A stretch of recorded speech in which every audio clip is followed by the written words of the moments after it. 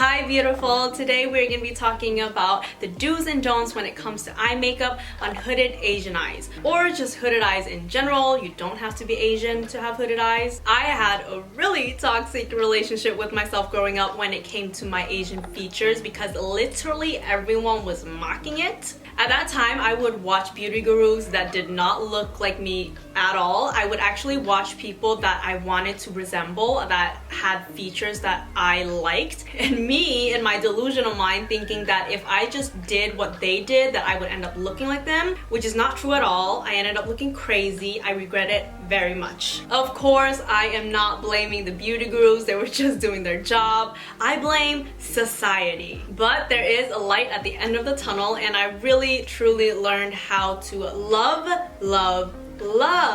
my Asian features. Now, if you are watching this and you are finding out that you are doing all of the don'ts in my video, don't panic. It's okay. If you are feeling yourself and you feel like the baddest bitch on the block, do you, okay? Keep doing that. This is just some tips and tricks that I like to do, and if it's not your cup of tea, then you don't have to sip it, okay? You are beautiful regardless. With that little disclaimer said, let's jump into it.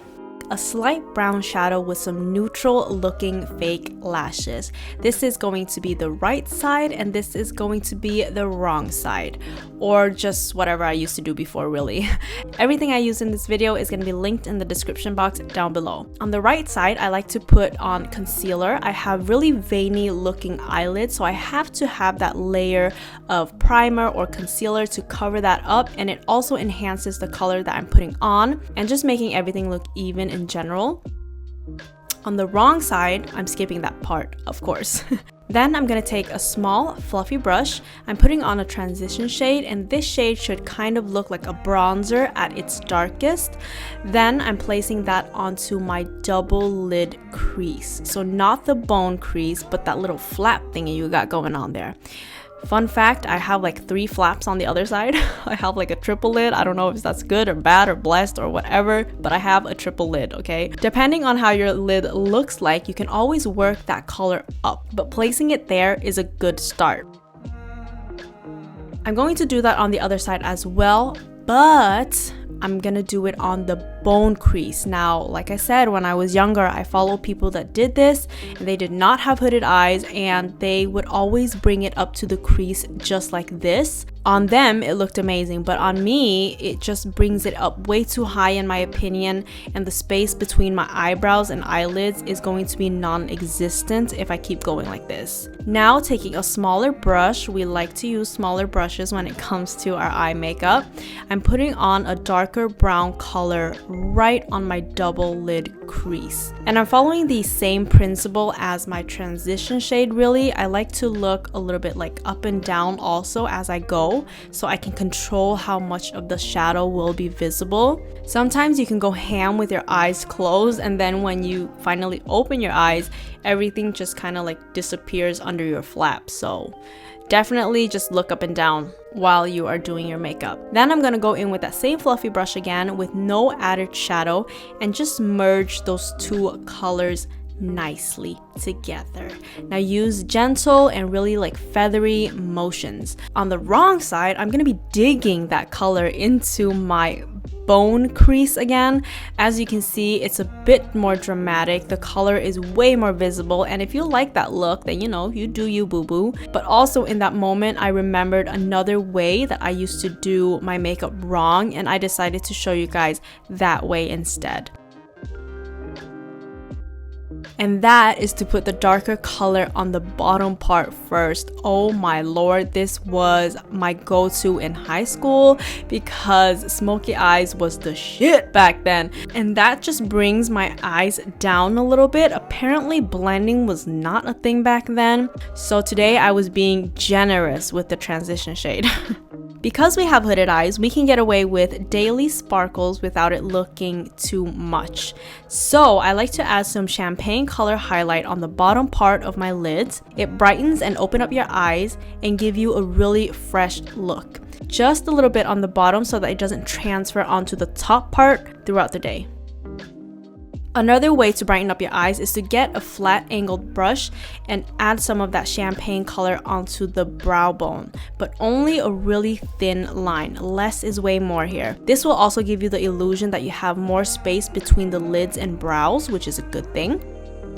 On the wrong side, I'm going to use a color with a cooler undertone, which just does not go with my skin tone at all, and making that line way too thick. Kind of over exaggerated here, but I wanted to make a statement. This was literally how I looked like back in the days. Ugh.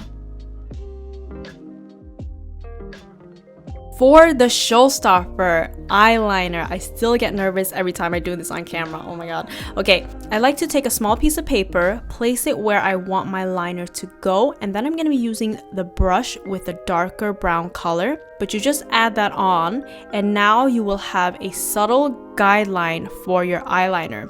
You can use tape, of course, but I just find this way much more efficient. I'm starting in the middle, doing a super thin line, and then I'm going to be dragging that out, following the shadow that I just created. Build it up to the thickness of your choice. I like it really thin, but that's preference. If you are just starting out, I really recommend a pencil liner with a thin tip. Way easier to maneuver. I'm using this kind of eyeliner today because it's way cheaper and it lasts way longer. Pencil eyeliners dry out really quick in my opinion, but if you are just starting out, then that is a great option. You have way more control and it's gonna go way better, trust me. Now on the wrong side, we are gonna be dragging that liner from the inner corners out all the way, and then do a little hook. Please don't ever do the hook. You can do anything in this video, but not the hook, okay?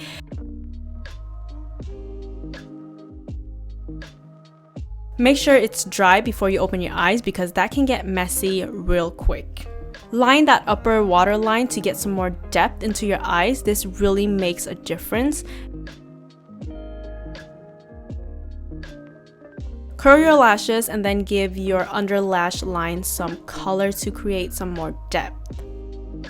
Now the wrong side, of course, we neglect all of that. Instead, we are going to go in with a black liner just all over the waterline. That will make your eyes appear smaller and just meaner in general. There's like no depth, just death. Like my left side looks pissed. Lashes. I tried to go for lashes that look a little bit more natural, and I just use half of it to extend and lift my eyes. Also lashes that goes from shorter to longer. So let's cut that into half and apply that where I put my eyeliner basically. And try to go a little bit above your lash line at the end just to give it like an uplifting look. Don't worry, that white glue is going to disappear as it dries. Ooh, look how natural it looks from above. I love it, I love it, I love it. The wrong side now, we are using the whole shebang, okay? No mercy on that eye. As you can see, it sticks out a little bit, making my eyes look a little bit more closed and droopy, and also it does not look good in real life. Now, to make the right side flawless, I'm gonna be using my liner just to fill in some tiny spots to make the lashes blend a little bit better. Kind of like between my real lashes, if that makes sense. I have pretty sparse lashes, so there's like some space in between there that needs to be filled in. Then some mascara at the front part to give it some volume to match the lashes. I often skip the under lashes because I don't feel like it's necessary for me.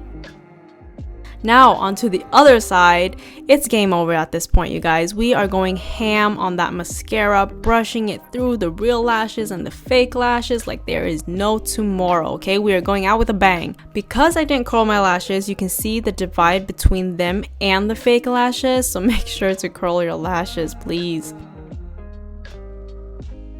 So one side is angry, and the other side is a neutral but fierce look. The wrong side is not that terrible, but I have been there, done that, do not like it at all. Anyways, that was it. My back is hurting, so I'm gonna be ending this video here.